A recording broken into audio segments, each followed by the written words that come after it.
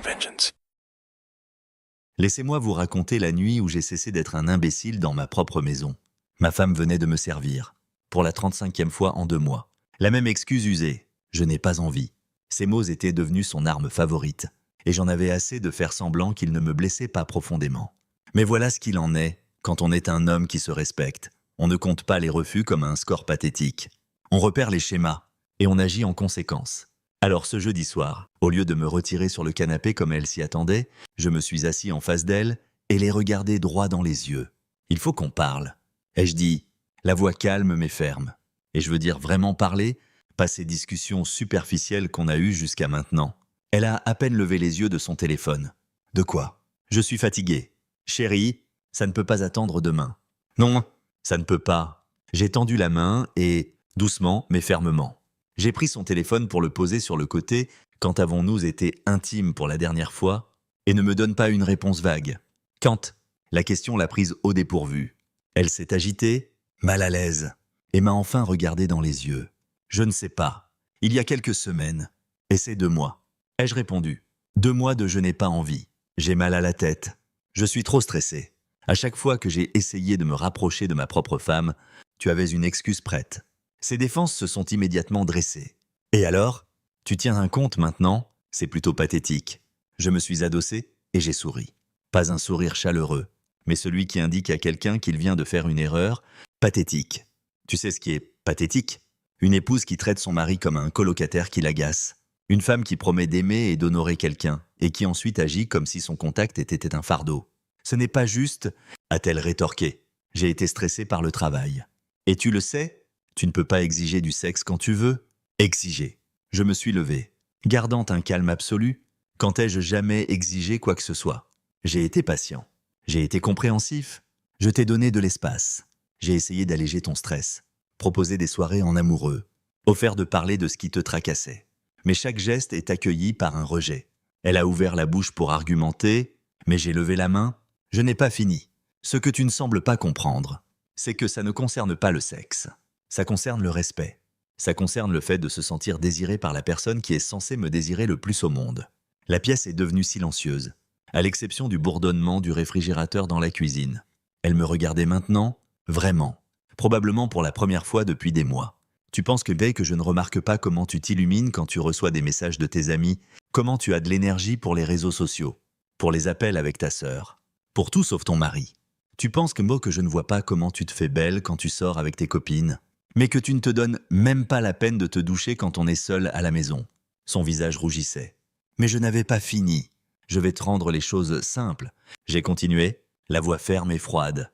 Soit tu veux être marié avec moi, soit tu ne veux pas. Il n'y a pas de terrain intermédiaire où tu profites de la sécurité et des avantages d'avoir un mari tout en le traitant comme s'il était invisible. Tu es dramatique, a-t-elle dit. Mais sa voix était plus faible maintenant. Vraiment. Alors prouve-le. Montre-moi que j'ai tort. Montre-moi que tu veux vraiment être ma femme et pas juste quelqu'un qui vit dans la même maison. Je me suis dirigé vers la porte, puis me suis retourné. Mais comprends bien ceci. Je ne vais pas mendier des miettes d'affection de ma propre femme. Je connais ma valeur, même si tu as oublié la tienne. Elle est restée silencieuse un long moment, puis a dit « Et si je ne peux pas? Si je ne suis pas prête maintenant ?» Je l'ai regardée avec une clarté totale, alors je trouverai quelqu'un qui l'est. Quelqu'un qui voit ce que tu jettes et qui l'apprécie. Tu me menaces? Je t'informe. Il y a une différence. Je me suis dirigé vers l'escalier. Je vais me coucher. Tu peux me rejoindre si tu veux commencer à réparer ce mariage. Ou rester ici et réfléchir à si tu veux vraiment être marié. Je n'ai pas attendu sa réponse. Un homme qui connaît sa valeur ne négocie pas avec quelqu'un qui l'a oublié. Cette nuit-là, elle n'est pas montée. Et pour la première fois depuis des mois, j'ai dormi paisiblement. Parce que, enfin, les cartes étaient sur la table et nous allions découvrir quel genre de femme j'avais épousée 3 jours après notre confrontation. Elle jouait parfaitement la victime, soupirant bruyamment dès que j'entrais dans une pièce, me donnant le traitement du silence comme si j'étais le méchant de l'histoire. Mais ce qu'elle n'avait pas réalisé, c'est que je n'étais plus l'homme qui courait après son approbation. Le vendredi matin, elle est partie au travail sans dire au revoir. Rien de nouveau. Mais quelque chose était différent dans la manière dont elle protégeait son téléphone. L'inclinant pour que je ne voie pas lorsqu'elle envoyait des messages, un homme intelligent n'ignore pas les signaux d'alarme. Il les investigate. Pendant qu'elle était sous la douche, j'ai fait ce que tout mari intelligent ferait face à une femme qui commence à agir de manière suspecte. J'ai vérifié ses relevés téléphoniques en ligne. Ce que j'ai trouvé a tout clarifié. Au cours des 2 derniers mois, exactement la période où elle n'avait pas envie. Il y avait eu des centaines de messages à un numéro que je ne reconnaissais pas. Des appels tard le soir. Des messages envoyés alors qu'elle était assise à côté de moi, prétendant être trop fatiguée pour parler. Je ne me suis pas énervé. Je suis devenu stratégique. J'ai recherché le numéro via une recherche inversée. David Martin. Une rapide recherche sur les réseaux sociaux m'a tout appris. Coach de fitness. Divorcé. Le genre de type qui poste des selfies torse nu à la salle avec des citations motivantes. Et là, dans ses publications récentes, il y avait des « j'aime » et des commentaires de ma femme. Des emojis cœur, des emojis feu, des choses qu'elle ne m'avait pas envoyées depuis des années quand elle est descendue ce matin-là en peignoir. J'étais assis à la table de la cuisine avec une tasse de café et des impressions des relevés téléphoniques. « Bonjour » ai-je dit calmement. « Bien dormi ?»« Bien » a-t-elle marmonné, se dirigeant vers la cafetière. « Lecture intéressante ce matin. J'ai brandi les documents. Savais-tu que notre forfait téléphonique montre tous les détails des appels et messages ?» Elle s'est figée. J'ai observé son reflet dans la fenêtre de la cuisine alors que son visage pâlissait. « Je ne vois pas ce que tu insinues » a-t-elle dit, mais sa voix tremblait. Je n'insinue rien. J'énonce des faits, j'ai étalé les documents sur la table. 437 messages à David Martin au cours des 2 derniers mois. Certains à minuit, d'autres à 6 heures du matin. Quel genre de conseil de fitness nécessite ce niveau de communication ? Elle s'est retournée et je pouvais voir qu'elle cherchait frénétiquement une explication. Il m'aide avec un programme d'entraînement. Ce n'est pas ce que tu penses. Vraiment. Parce que son Instagram raconte une autre histoire. Tous ces emojis cœur que tu envoies à ses publications, lui disant à quel point il est incroyable. Commentant que tu veux t'entraîner plus dur. Je me suis levé, ma voix restant toujours au niveau d'une conversation. La même femme qui n'a pas complimenté son mari depuis des mois envoie des emojis amoureux à un autre homme. Tu as fouillé dans mes réseaux sociaux. C'est une violation de ma vie privée. J'ai ri. Vraiment ri. La vie privée. Dans un mariage. La même vie privée que tu as violée en commençant une liaison émotionnelle tout en rejetant ton mari, nuit après nuit. Ce n'est pas une liaison. Nous sommes juste amis. Les amis ne s'envoient pas de messages à minuit. Les amis n'envoient pas d'émojis cœur. Et les amis ne font certainement pas sentir à leur mari qu'il n'est pas désiré tout en donnant leur attention à quelqu'un d'autre. Je me suis approché d'elle. Et elle a reculé contre le plan de travail. Mais tu sais qu'est-ce qui est le plus intéressant ? Tes messages à lui sont enjoués, engagés, excités. Pendant ce temps, tu peux à peine me regarder. Elle pleurait maintenant, mais ce n'étaient pas des larmes de remords. C'étaient les larmes de quelqu'un qui s'est fait prendre. Je veux voir ton téléphone. Ai-je dit simplement ? Non, ce n'était pas une demande. Tu ne peux pas m'obliger à te montrer quoi que ce soit. J'ai souri à nouveau. Ce même sourire froid d'il y a 3 nuits, et tu as tout à fait raison. Je ne peux pas t'obliger à faire quoi que ce soit. Tout comme je ne peux pas t'obliger à désirer ton mari, à respecter ton mariage, ou à être honnête. J'ai ramassé les relevés téléphoniques et les ai pliés soigneusement. Mais je peux prendre des décisions basées sur la personne que tu choisis d'être. Qu'est-ce que ça veut dire ? Ça veut dire que j'en ai fini de prétendre que tout ça est à cause de ta fatigue ou de ton stress. Il s'agit de toi qui te désengages de notre mariage tout en me gardant comme plan de secours. Eh bien, félicitations. Tu viens de perdre ton plan de secours. Je me suis dirigé vers la porte, puis me suis retourné une dernière fois. Tu as jusqu'à dimanche pour décider si tu veux te battre pour ce mariage. Ça signifie couper tout contact avec ton coach de fitness, me montrer une transparence totale avec ton téléphone et tes réseaux sociaux, et agir comme une épouse plutôt qu'une colocataire avec des avantages qui ne fournit même pas ses avantages. Et si je ne le fais pas, alors lundi matin, j'appelle un avocat spécialisé en divorce. Et crois-moi, ces relevés téléphoniques feront des preuves très intéressantes sur les raisons de l'échec de notre mariage. Elle sanglotait maintenant, mais je ne ressentais que de la clarté. Un homme ne négocie pas avec la trahison. Il l'expose, l'affronte directement et donne une chance à la responsabilité. Après cela, il avance, avec ou sans la personne qui l'a manqué de respect. Dimanche était dans 2 jours. Assez de temps pour qu'elle me montre qui elle était vraiment. Et plus important encore, qui elle voulait être. Le dimanche est arrivé plus vite qu'elle ne l'attendait et plus lentement que je ne l'espérais. J'ai passé le week-end à la regarder se tortiller, supprimer et retaper des messages. Fixer son téléphone comme s'il contenait les réponses aux questions qu'elle était trop lâche pour se poser.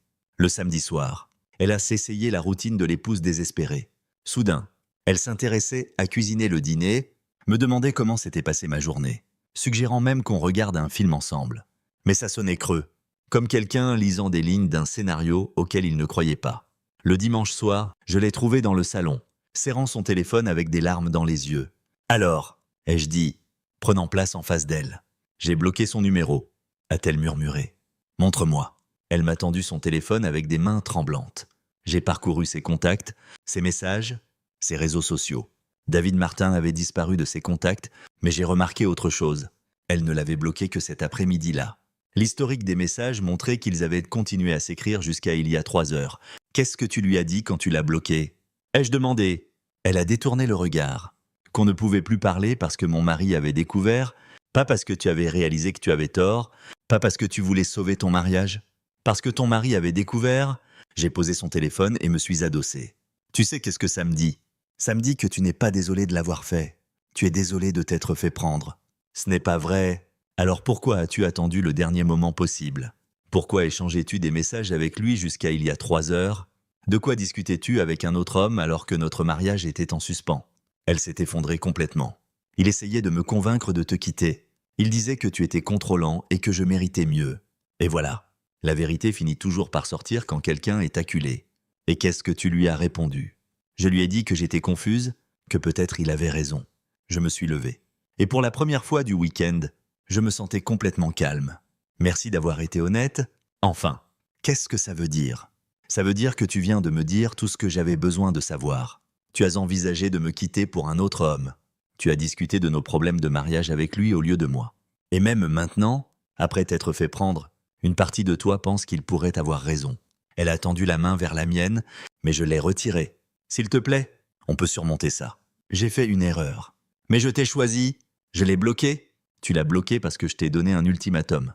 Pas parce que tu le voulais. Il y a une différence. Je me suis dirigé vers la fenêtre et j'ai regardé notre quartier, la vie que nous avions construite et qu'elle était si prête à jeter. Voici ce qui va se passer. Demain matin, je rencontre un avocat spécialisé en divorce. Tu as dit que tu me donnerais une chance. Je t'ai donné une chance. Je t'ai donné la chance de tout avouer, de prendre tes responsabilités, de me montrer que tu comprenais ce que tu avais fait de mal. Au lieu de ça, tu as menti par omission, continué à lui envoyer des messages jusqu'à la dernière seconde, et admis que tu envisageais de me quitter pour lui. Je me suis retourné pour lui faire face. Une femme qui respecte son mariage n'a pas besoin d'ultimatum pour faire ce qui est juste. Elle le fait parce qu'elle valorise ce qu'elle a, mais je valorise ce que nous avons. Non. Tu valorises que la sécurité de ce que nous avons. La maison, le mode de vie, le filet de sécurité. Mais tu ne me valorises pas. Moi, si c'était le cas, tu n'aurais pas passé 2 mois à me rejeter tout en flirtant avec un autre homme. Elle plaidait maintenant, promettant de changer, jurant que ça ne se reproduirait plus. Mais j'en avais assez entendu de promesses pour toute une vie. Je ne suis pas en colère, ai-je dit.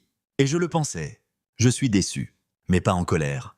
La colère, c'est ce qu'on ressent quand quelqu'un qu'on respecte nous déçoit. Ce que je ressens, c'est de la clarté. Je suis monté à l'étage pour préparer un sac. Je vais dormir à l'hôtel ce soir. Tu peux rester ici pendant qu'on organise la séparation de nos vies.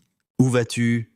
Quelque part où je peux réfléchir clairement sans écouter les promesses de quelqu'un qui a déjà prouvé qu'il ne peut pas les tenir.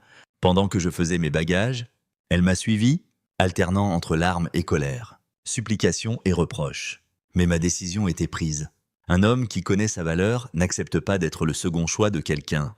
Et il ne reste certainement pas pour voir si sa femme peut résister à la tentation une nouvelle fois. Je lui avais donné toutes les chances de choisir notre mariage. Au lieu de ça, elle avait choisi d'explorer ses options tout en me gardant comme plan de secours. Eh bien, les plans de secours ne dictent pas les règles. Et j'en avais fini d'être le filet de sécurité de qui que ce soit. La chambre d'hôtel ce soir-là était calme, paisible. Pas de drame, pas de pleurs, pas de négociations. Juste un homme qui avait enfin retrouvé sa valeur et qui méritait mieux que de se contenter de quelqu'un qui le voyait comme remplaçable. Le lendemain, j'ai commencé à construire une vie avec quelqu'un qui voulait vraiment en faire partie. Les papiers du divorce ont été déposés le mercredi. Mon avocat était impressionné par mon organisation, la clarté de mes documents et mon calme. La plupart des hommes dans votre situation sont des épaves émotionnelles, a-t-il dit. Vous semblez soulagé. Il avait raison. J'avais l'impression d'avoir retenu mon souffle pendant des années et de pouvoir enfin expirer. Le jeudi soir, j'étais à un événement de réseautage professionnel en centre-ville. J'avais assisté à ces rassemblements mensuels pendant des années, mais je partais toujours tôt pour rentrer auprès d'une femme qui remarquait à peine ma présence. Ce soir-là était différent. Ce soir-là, je suis resté, c'est là que je l'ai rencontrée. Elle était près du bar, professionnelle mais accessible. Rien à quelque chose qu'un collègue avait dit, quand nos regards se sont croisés à travers la pièce, elle n'a pas détourné les yeux comme ma femme le faisait depuis des mois. Elle a souri. Un vrai sourire qui atteignait ses yeux. Vous êtes le directeur marketing pour le compte Henderson, n'est-ce pas? A-t-elle dit quand je me suis approché. Je suis la coordinatrice de projet pour l'implémentation technologique. On aurait dû se rencontrer il y a des mois. Mieux vaut tard que jamais. Ai-je répondu en lui tendant la main. Bien que je doive admettre que je ne reste généralement pas assez longtemps à ces événements pour rencontrer qui que ce soit. Qu'est-ce qui a changé ce soir? Je l'ai regardé directement. Mes priorités ont changé récemment. Nous avons parlé pendant 2 heures. De travail, des livres, de projets de voyage et de restaurants préférés. Elle était intelligente, engagée, posait des questions pertinentes et écoutait vraiment mes réponses. Quand je faisais une blague, elle riait sincèrement. Pas ce sourire poli et distrait auquel j'étais habitué à la maison. Je devrais probablement y aller, a-t-elle dit vers 22 heures, réunion tôt demain. Laissez-moi vous raccompagner à votre voiture. Ai-je proposé. En sortant, elle s'est tournée vers moi. Ça peut sembler audacieux, mais aimeriez-vous prendre un café un de ces jours? J'aimerais continuer notre conversation sans la foule du réseautage. Voici ce qu'il en est quand on est un homme qui a redécouvert sa valeur. On reconnaît quand quelqu'un veut vraiment de votre compagnie. J'aimerais ça, bien que je doive mentionner que je traverse actuellement un divorce, séparé récemment, déposé cette semaine. En fait, elle a hoché la tête, pensive. J'apprécie votre honnêteté. Pour ce que ça vaut, celle qui vous a laissé partir a fait une grave erreur. Ce soir-là, je suis rentré à ma chambre d'hôtel avec son numéro dans mon téléphone et un rappel de ce que ça faisait d'être apprécié. Pas désiré par obligation ou culpabilité, mais véritablement voulu pour qui j'étais. Nous nous sommes rencontrés pour un café le samedi matin. Ce qui devait être 1 heure s'est transformé en 4. Elle m'a parlé de son travail, de ses objectifs, de ses pensées surtout, des actualités aux souvenirs d'enfance. Plus important encore, elle m'a posé des questions sur les miens et a écouté les réponses. Ton ex-femme devait être folle, a-t-elle dit en prenant notre 3e tasse de café. Tu es intelligent, drôle et clairement prospère. Quelle femme s'éloigne de ça? Elle ne s'est pas éloignée. Elle a juste cessé de se présenter tout en prétendant être encore là. C'est pire, honnêtement. Au moins, si elle était partie, tu aurais su où tu en étais. Exactement. Cette femme a compris en 5 minutes ce que ma femme avait refusé de voir en années au cours des 2 semaines suivantes. Nous nous sommes vus régulièrement. Des cafés, des déjeuners, des promenades en soirée dans le centre-ville. Rien d'inapproprié. J'étais prudent à ce sujet. Mon divorce n'était pas finalisé. Et je n'allais pas donner à ma future ex-femme des munitions. Mais je me suis permis de me souvenir de ce que ça faisait d'être courtisé au lieu d'être toléré. Elle m'envoyait des messages de bonjour. Elle me demandait comment s'était passée ma journée et s'intéressait vraiment à la réponse. Quand je suggérais des restaurants, elle était enthousiaste plutôt qu'indifférente. Quand je faisais des plans, elle arrivait en avance au lieu d'annuler à la dernière minute. « Tu sais ce que j'aime chez toi », m'a-t-elle dit un soir alors que nous marchions le long de la rivière. « Tu ne t'excuses pas de prendre de la place. Tu ne demandes pas la permission d'avoir des opinions. Tu es juste confiant en qui tu es. » C'était drôle. J'avais toujours été confiant. Ma femme m'avait juste fait l'oublier. Pendant ce temps, mon téléphone vibrait constamment avec des messages de la maison. Ma femme avait apparemment réalisé que je n'allais pas revenir mendier son attention. Les messages commençaient par du désespoir, puis de la colère, puis à nouveau du désespoir. « Rentre à la maison. S'il te plaît, on peut arranger ça? Tu es ridicule? Tous les mariages ont des problèmes. J'ai fait une erreur. Et tu jettes tout ce qu'on a construit? Je les ai supprimés sans répondre. Un homme qui a trouvé quelqu'un qui le veut vraiment ne perd pas son temps à s'expliquer à quelqu'un qui l'a pris pour acquis. 2 semaines après avoir déposé les papiers du divorce, j'étais assis en face d'une femme qui s'illuminait quand j'entrais dans une pièce, qui riait à mes blagues, qui faisait des plans avec moi au lieu d'excuses. Le contraste était si frappant qu'il en était presque comique. Ma femme m'avait conditionné à m'attendre au rejet, à m'excuser de vouloir de l'affection, à être reconnaissant pour des miettes d'attention. Cette femme m'a rappelé que rien de tout cela n'était normal. Elle m'a rappelé ce que je méritais. Et ce que je méritais, c'était quelqu'un qui me choisissait chaque jour. Pas quelqu'un qui me gardait comme une commodité tout en explorant d'autres options. 3 semaines après ma nouvelle réalité, j'ai décidé qu'il était temps de récupérer le reste de mes affaires à la maison. J'avais été stratégique, passant en journée quand elle était au travail pour éviter les confrontations inutiles. Mais cette fois, c'était différent. Cette fois, je voulais qu'elle voie exactement ce qu'elle avait perdu. Je suis arrivé à 19 heures un mardi. Sa voiture était dans l'allée, et à travers la fenêtre de la cuisine, je pouvais la voir faire les 100 pas au téléphone, probablement en train de se plaindre à une amie de mon comportement déraisonnable. Quand je suis entré par la porte d'entrée, elle a immédiatement raccroché « Tu es là », a-t-elle dit, comme si elle n'y croyait pas. Je suis là pour récupérer le reste de mes affaires. Ai-je répondu en me dirigeant directement vers l'escalier. Attends, sa voix était différente maintenant, plus faible, incertaine. Pouvons-nous parler? De quoi? De nous? De réparer ça? Elle m'a suivi à l'étage. Je sais que j'ai fait des erreurs. Mais nous pouvons surmonter ça. J'ai beaucoup réfléchi. Et j'ai réalisé à quel point j'avais tort. Je continuais à ranger mes vêtements méthodiquement. À propos de quoi exactement avais-tu tort? De t'avoir pris pour acquis. De ne pas avoir apprécié ce qu'on avait. À propos de lui, David Martin. Tu veux dire le coach de fitness pour qui tu envisageais de me quitter? Elle a tressailli. Je n'allais jamais te quitter pour lui. J'ai arrêté de faire mes bagages et les regarder directement. Tu lui as dit que tu étais confuse à propos de notre mariage. Tu as écouté ses suggestions selon lesquelles j'étais contrôlant. Tu lui envoyais des messages à minuit pendant que ton mari dormait seul. Comment appellerais-tu ça? Une erreur. Une erreur stupide. Horrible. Que je regrette chaque jour. Tu regrettes de t'être fait prendre. Il y a une différence. Elle s'est approchée et j'ai remarqué qu'elle portait la robe que je lui avais offerte pour notre anniversaire l'année dernière. Celle qu'elle avait jugée trop chic pour être portée n'importe où. J'ai changé. Je veux te montrer à quel point tu comptes pour moi. Vraiment. Comment? J'y travaille. J'ai pensé à toi différemment. Tu me manques. Nous me manquons. Elle a tendu la main vers la mienne. Je suis prête maintenant. Je veux être proche de toi à nouveau. J'ai presque ri. Après des mois de rejet. Après une liaison émotionnelle. Après avoir envisagé de me quitter pour un autre homme. Maintenant, tu es prête.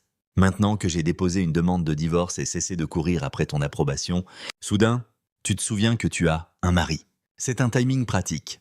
Ai-je dit en retirant ma main? Qu'est-ce que tu veux dire? Je veux dire que pendant 2 mois, tu n'avais pas envie 35 fois de suite. Maintenant que je pars, tu redécouvres soudainement ta libido. J'étais stressé avant. Mais maintenant, je vois ce qui est important. Ce qui est important ou celui qui n'est plus disponible. Son visage s'est effondré. Qu'est-ce que c'est censé vouloir dire? J'ai fini de fermer mon dernier sac. Ça veut dire que j'ai tourné la page. Ça veut dire que je me souviens de ce que ça fait d'être désiré par quelqu'un qui n'a pas besoin d'un ultimatum pour montrer de l'affection. Tourner la page. Tu veux dire que tu vois quelqu'un? Je veux dire que je vis ma vie au lieu de mendier des miettes de quelqu'un qui s'est désengagé de notre mariage il y a des mois. Elle paniquait maintenant. Vraiment. Tu ne peux pas être sérieux. Tu as déposé une demande de divorce il y a 3 semaines. Tu ne peux pas avoir tourné la page si vite. Regarde-moi. C'est insensé. Tu jettes notre mariage à cause d'une mauvaise passe. Je me suis tourné pour lui faire face pleinement. Une mauvaise passe. Tu m'as trompé émotionnellement. Tu as rejeté toutes mes tentatives de me connecter à toi. Tu m'as fait sentir indésirable dans ma propre maison tout en flirtant avec un autre homme. Ce n'est pas une mauvaise passe. C'est une révélation de caractère. Mais j'essaie de réparer ça maintenant que c'est trop tard, maintenant que tu réalises ce que tu perds. Mais où était cette énergie quand je me battais pour nous? Où était cette motivation quand je te suppliais de prioriser notre mariage? Elle pleurait, mais c'était des larmes de désespoir. Pas de remords sincères. S'il te plaît, ne fais pas ça. Ne jette pas tout ce qu'on a. Une erreur. J'ai pris mes sacs. L'erreur a été de rester aussi longtemps que je l'ai fait. L'erreur a été d'accepter d'être traité comme un colocataire que tu tolérais à peine. L'erreur a été de penser que tu finirais par te souvenir que tu avais un mari qui t'aimait. Je t'aime. Non. Tu aimes la sécurité que je t'ai fournie. La maison. Le mode de vie. Le filet de sécurité d'avoir un mari pendant que tu explorais d'autres options. Mais tu ne m'aimes pas. Si c'était le cas, tu n'aurais pas eu besoin que je dépose une demande de divorce pour soudainement t'intéresser à sauver notre mariage. Je me suis dirigé vers la porte, mais elle m'a bloqué le passage. Tu ne peux pas partir. Nous avons trop d'histoires ensemble. L'histoire, c'est exactement ce que nous avons au passé. Je l'ai contourné. La différence entre toi et moi, c'est que je connais ma valeur. Je sais ce que j'apporte à une relation. Et je ne me contenterai pas de quelqu'un qui ne l'apprécie que lorsqu'il est sur le point de le perdre. Et la femme que tu vois, est-ce qu'elle sait que tu es encore marié? J'ai souri. Ce même sourire froid qu'elle avait appris à reconnaître au cours du dernier mois, elle sait que je divorce d'une femme qui ne savait pas ce qu'elle avait jusqu'à ce qu'il soit parti. Et contrairement à toi, elle se présente quand elle dit qu'elle le fera. Elle s'intéresse à mes pensées, à ma journée, à ma vie. Elle n'a pas besoin d'un ultimatum pour me traiter avec respect. C'est juste de la vengeance. Non, C'est du respect de soi. La vengeance serait de te faire regarder mon bonheur avec quelqu'un qui me veut vraiment. Là, c'est juste moi qui refuse d'accepter moins que ce que je mérite. Je me suis dirigé vers ma voiture et elle m'a suivi dehors, plaidant encore, promettant des changements qui auraient dû arriver il y a des mois. Tu vas le regretter, a-t-elle crié alors que je chargeais mes sacs. Je me suis retourné une dernière fois. La seule chose que je regrette, c'est d'avoir perdu autant de temps à essayer de reconquérir quelqu'un qui ne m'a jamais valorisé à ma juste valeur. Mais ne t'inquiète pas, cette erreur s'arrête aujourd'hui. En m'éloignant, je pouvais la voir dans mon rétroviseur. Debout dans notre allée, comprenant enfin que certaines décisions ne peuvent pas être annulées. Certains manques de respect ne peuvent pas être pardonnés. Et certains hommes ne restent pas pour être le plan de secours de quelqu'un. 6 mois plus tard, j'étais un homme complètement différent. Pas parce que j'avais changé qui j'étais, mais parce que j'étais enfin libre d'être celui que j'avais toujours été, sans que quelqu'un ne le diminue constamment. Le divorce a été finalisé un vendredi. Propre, simple, sans drame prolongé. Mon avocat avait bien fait son travail. Et la liaison émotionnelle de ma femme avec David Martin avait rendu les choses très claires. Elle a gardé la maison qu'elle avait transformée en un musée froid, et j'ai gardé ma dignité et mon avenir. Ce même soir, j'étais à un dîner avec la femme qui m'avait rappelé ce que c'était d'être véritablement désiré. Nous étions ensemble depuis 4 mois maintenant, et chaque jour renforçait que j'avais fait le bon choix. « Comment te sens-tu » m'a-t-elle demandé alors que nous célébrions avec du champagne. « Libre », ai-je répondu simplement. Complètement libre. Mon téléphone a vibré. Un message de mon ex-femme. Même 6 mois plus tard, elle essayait encore. « J'ai vu que tu as posté à propos de ta promotion sur les réseaux sociaux. Félicitations. J'ai toujours su que tu réussirais. Peut-être qu'on pourrait prendre un café pour discuter. » J'ai montré le message à ma petite amie qui a secoué la tête, incrédule. Elle essaie encore, apparemment, toutes les quelques semaines. Il y a une nouvelle tentative. Le mois dernier, c'était pour une clôture. Avant ça, c'était pour s'excuser correctement. Et tu ne réponds jamais. Pourquoi le ferais-je ? Un homme qui avance ne regarde pas en arrière pour s'expliquer à ceux qui ont eu leur chance. Mais ce message particulier m'a assez agacé pour que je décide de répondre. Pas parce que je voulais la récupérer, mais parce que certaines personnes ont besoin d'une clarté absolue. J'ai tapé en retour. Je suis heureux, prospère, et avec quelqu'un qui m'apprécie vraiment. C'est toute la clôture dont nous avons besoin. Sa réponse est arrivée en quelques minutes. Tu es passé à autre chose si vite. On dirait que notre mariage ne signifiait rien pour toi. Cette fois, je l'ai appelée, elle a répondu à la première sonnerie. Notre mariage signifiait tout pour moi, ai-je dit calmement. C'est pourquoi je me suis battu pour lui quand tu t'en désengageais. C'est pourquoi je t'ai confronté quand j'ai trouvé tes messages à un autre homme. C'est pourquoi je t'ai donné des ultimatums au lieu de partir discrètement. Alors pourquoi ne pouvais-tu pas me pardonner ? Parce que pardonner n'est pas la même chose qu'être idiot. Je t'ai pardonné d'avoir trahi notre mariage. Mais je n'étais pas assez stupide pour te donner une autre chance de recommencer. Je ne l'aurais jamais refait. Tu as raison. Parce que je ne t'en ai pas donné l'occasion, je pouvais l'entendre pleurer à l'autre bout. Tu as eu 2 mois pour réaliser que rejeter ton mari tout en flirtant avec un autre homme était mal. Tu as eu des années pour comprendre que me traiter comme un inconvénient n'était pas tenable. Tu as eu toutes les chances de choisir ton mariage. J'étais confuse et j'étais patient, jusqu'à ce que la patience devienne un manque de respect envers moi-même. J'ai regardé ma petite amie de l'autre côté du restaurant, qui me laissait de l'espace pour cette conversation mais restait assez près pour me soutenir. La femme avec qui je suis maintenant n'a jamais été confuse à propos de me vouloir. Elle n'a jamais eu besoin d'un ultimatum pour montrer de l'affection. Elle n'a jamais fait en sorte que je me sente comme si je la dérangeais par mon existence. Tu penses qu'elle est meilleure que moi ? Je pense qu'elle est meilleure pour moi. Et plus important encore, je suis meilleur avec elle. Elle fait ressortir le meilleur de moi parce qu'elle l'apprécie, au lieu de le prendre pour acquis. Il y a eu un long silence. Puis, tu me manques. Tu manques la sécurité que je t'ai fournie. La maison, la stabilité, le mari qui était toujours là.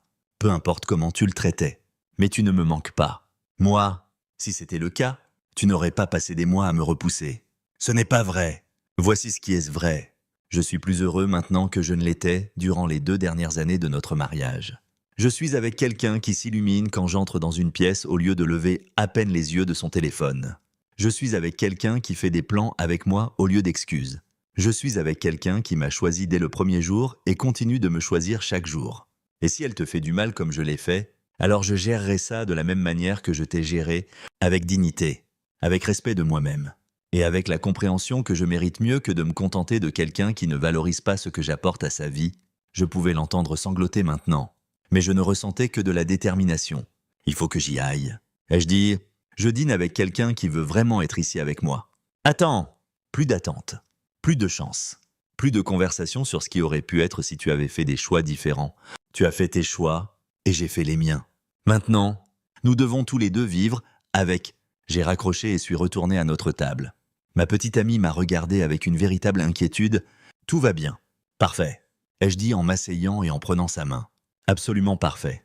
2 heures plus tard, nous étions de retour dans mon appartement, l'endroit que j'avais transformé en un foyer qui semblait réellement accueillant, alors qu'elle s'endormait à côté de moi. J'ai réalisé que c'était ce pourquoi je m'étais battu tout ce temps. Pas le drame, pas les jeux, pas l'incertitude constante de me demander si j'étais désiré, juste la paix, juste le respect mutuel, juste être avec quelqu'un qui était aussi heureux d'être là que je l'étais de la voir. Mon ex-femme ne m'a plus jamais contacté après cet appel. Peut-être a-t-elle enfin compris que certains ponts ne peuvent pas être reconstruits une fois qu'ils ont été complètement brûlés. Peut-être a-t-elle réalisé qu'un homme qui connaît sa valeur ne négocie pas avec ceux qui ont déjà montré qu'ils ne la valorisent pas. Peu importe. J'avais appris la leçon la plus importante qu'un homme puisse apprendre. Ne jamais se contenter de quelqu'un qui traite votre amour comme un fardeau. Il y a des femmes qui le verront comme le cadeau qu'il est, et ce sont les seules qui méritent votre temps. J'étais passé d'être rejeté 35 fois par quelqu'un qui était censé me désirer le plus à être choisi chaque jour par quelqu'un qui le faisait vraiment. Et ce n'est pas juste une fin heureuse. C'est la justice